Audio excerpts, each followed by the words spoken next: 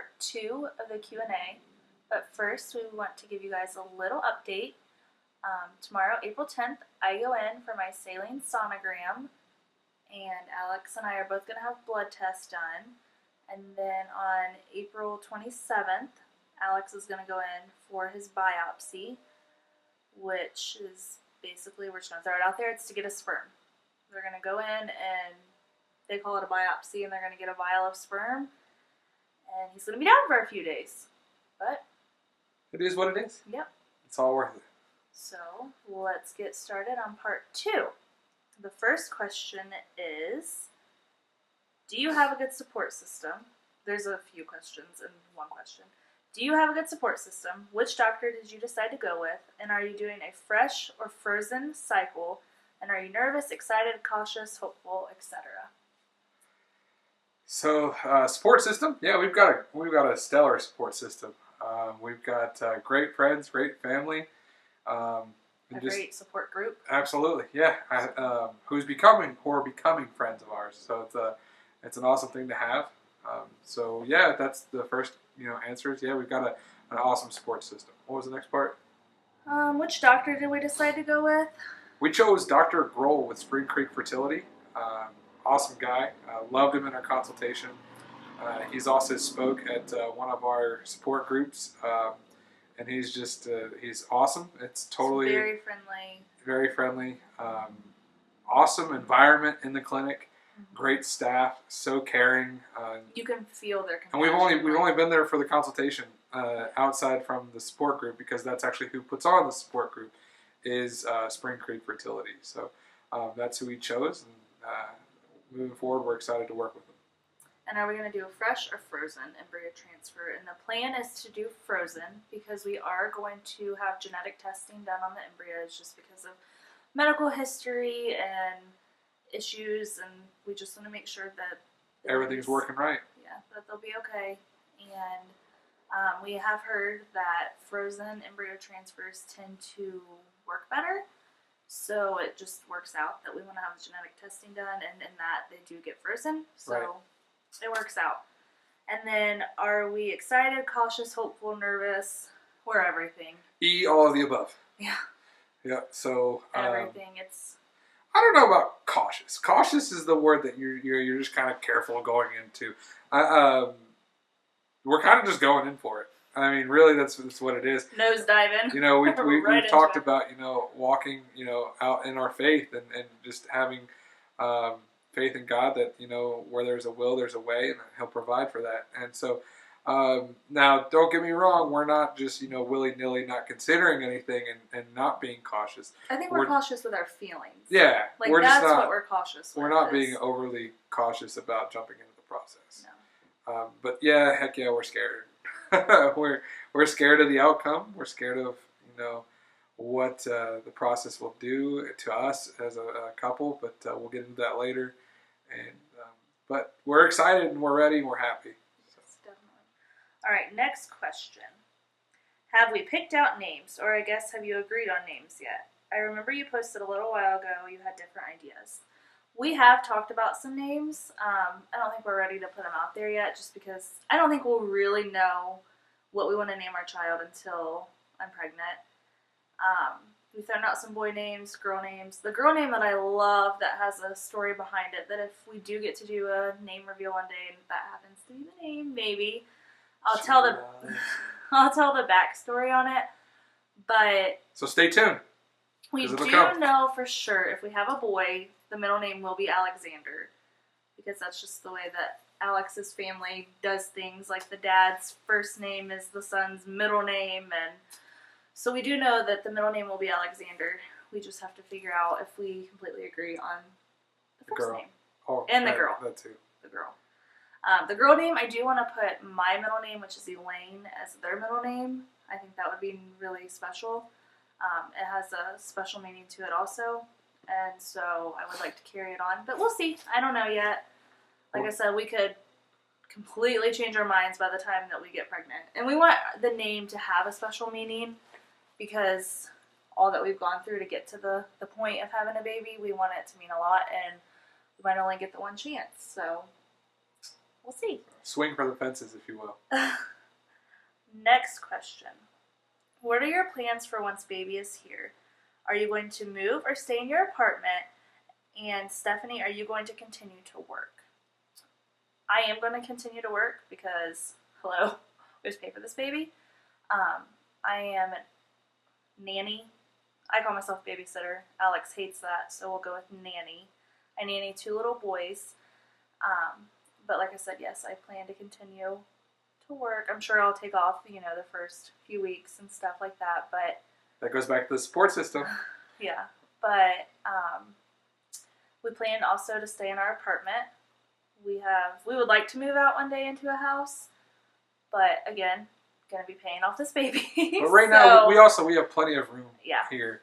We have a big enough apartment, and we like it here. We like the location. We like our neighbors. So we're just gonna continue to stay here. And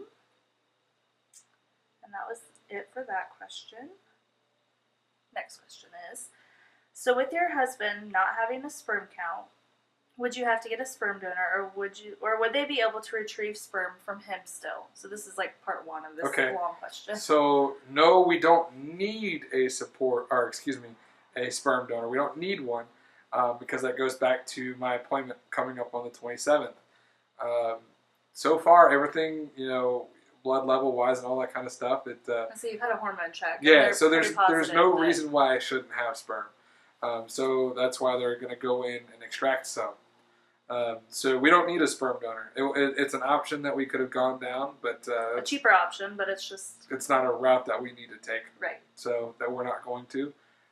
We would love to have a child that has some of me in it, and so with that, we're going to go forward and have my surgery here on the 27th and get some of that out and go from there.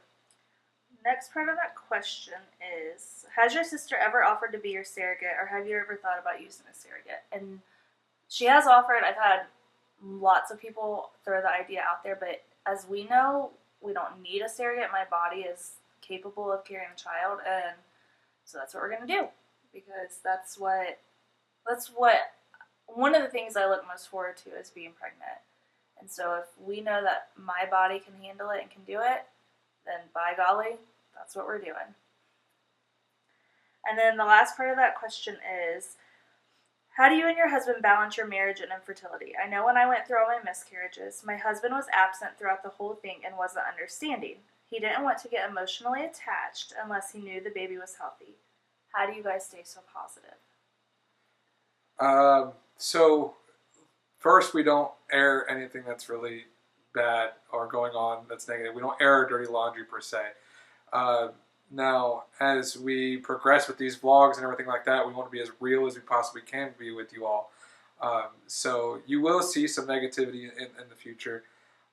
Just up to this point, from anyone that's followed us along or has known us, anything you see on Facebook or anything like that, we don't put out our arguments. We don't put out our debates. We don't put out our heartache. And we put out heartache a little bit, but it's not like a heartaake from an argument that we've gotten into. Yeah, we're not putting out our sappy story just for people to have pity for us. It's more or less to just keep people updated on what we're doing. But in the future, you'll see some more of that.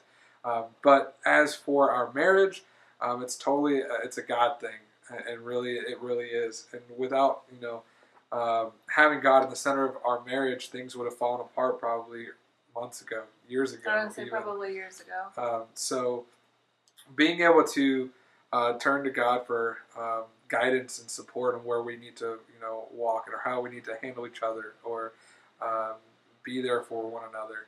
And it's totally a God thing. And as for the person that asked the question with how their husband seemed attached until, it was like a viable pregnancy, I totally understand that. I went through it for like 2 years where I just wanted to seem disconnected from everything. But when it comes down to it, you need to be there for your wife, and I hope that he can find that through God and walk in his footsteps with that. So, next question: how many kids do you guys want to have? No. However many we're gonna be able to blessed with. afford. Yeah, however many we'll be blessed with that way. So we're going to implant 2. That's our plan. Hopefully they will go along with it. Yeah, hopefully we have the embryos to do that. We'll talk about that later. But yeah, we'd like to have 2 this round, and if we have 2 this round, then fantastic. But honestly, if we could have had our kids naturally, we probably would have ended up with like 4. Yeah. At least that's what we think. I don't know. We could have had one and been like, oh gosh, we can't do this. But basically, however many we can get, we'll get, and we'll be happy if we just get 1. Like that's our main goal. Just 1. That's what we've been working for. Just 1, and that kind of follows into the next question. Is someone asked if IVF is known basically? Is there a greater chance for us to have multiples? At our clinic, they don't implant more than 2. So, I'd say we could have 2, but there's definitely more of a chance of having 2 if you implant 2 rather than 1, because you gotta have, it's got to be there to have it. Right. So, but they also told us that the chance of those 2 multiplying, splitting, was very rare. But it's still possible. Rare, so it's still possible. So Alex's male infertility is like what 1%. Yeah, it's small. So who knows? We could end up with 4. That's the joke. People say that we're gonna have quads, and again, support system. Don't forget, if we have quads, you better be there to help us. So the last question we received was, what are our plans for the leftover embryos? And our plan is to freeze them. We know this can be kind of controversial, and that's what hangs some people up on whether or not they support IVF or not. But that's our plan, and that's what we're going to do. And we hope eventually we have the funds one day to do another round of IVF. But if not, there is embryo adoption and all that sorts of stuff. Just do your research and you'll find out. But that takes some time. Like, we don't have to have it done like right away. As soon as we get pregnant, or we don't have to make that decision now. They keep for years. So going forward, that's what we're planning on doing. And hoping that we can do another treatment one day down the road. Yeah. So stay tuned. We're gonna have another update here coming Monday. We'll try and get the video posted up soon. It all just depends on what we're allowed to record. So stay tuned, like, subscribe, and share. So we'll see you guys later. Bye.